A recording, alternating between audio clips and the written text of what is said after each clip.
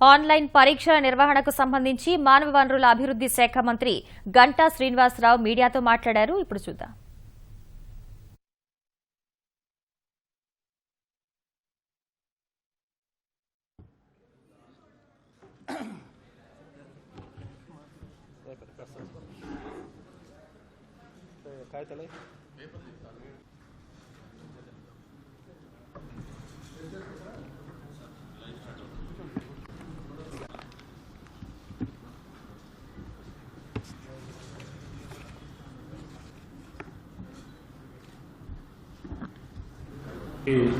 నమస్కారం.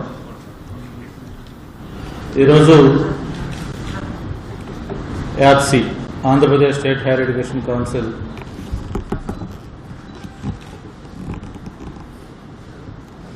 ఆధ్వర్యంలో ఒక ఇంపార్టెంట్ ఇష్యూ మీద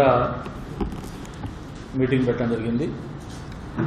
ఏదైతే దేశంలోనే మొట్టమొదటి డిజిటల్ స్టేట్గా ఆంధ్రప్రదేశ్ పేరు తెచ్చుకుందో, ఇప్పటికే టెక్నాలజీ యూటిలైజేషన్లో ఆంధ్రప్రదేశ్ అన్ని రంగాల్లో కూడా ముందుకెళ్తా ఉన్నాం, మనం చూస్తూ ఉన్నాం. మొట్టమొదటిసారిగా దేశంలోనే క్యాబినెట్ కూడా ఈ క్యాబినెట్గా, అలాగే ముఖ్యమంత్రి గారి ఆధ్వర్యంలో కమాండ్ కంట్రోల్ రూమ్ పెట్టి ఈరోజు టెక్నాలజీ పరంగా సీసీ కెమెరాలు, బయోమెట్రిక్స్తో పాటు లేటెస్ట్ డ్రోన్స్ కూడా వాడుకుంటూ విర్చువల్ ఇన్స్పెక్షన్స్ చేస్తూ టెక్నాలజీలో ముందుకెళ్తున్న విషయం మనం చూస్తూ ఉన్నాం. ఈ బ్యాక్డ్రాప్లో ప్రత్యేకించి ఎడ్యుకేషన్ ఫీల్డ్లో కూడా టెక్నాలజీని వాడాలి, ఎక్కడికక్కడ ఆధార్ బేస్డ్ ఇది పెట్టాలి, అలాగే బయోమెట్రిక్స్ పెట్టాలి, సీసీ కెమెరాలు పెట్టాలి. వాటితో పాటు ముఖ్యంగా స్టూడెంట్కి సంబంధించిన ఎగ్జామినేషన్స్, ఆ ఎగ్జామినేషన్స్ కూడా అన్నీ ఆన్లైన్లో పెట్టాలని కూడా గత కొంతకాలంగా ఆలోచిస్తూ వచ్చాం. యాక్చువల్గా లాస్ట్ ఇయర్ ఎంసెట్ ఎగ్జామినేషనే ఆన్లైన్లో పెడతామని చెప్పని అనుకోవడం జరిగింది.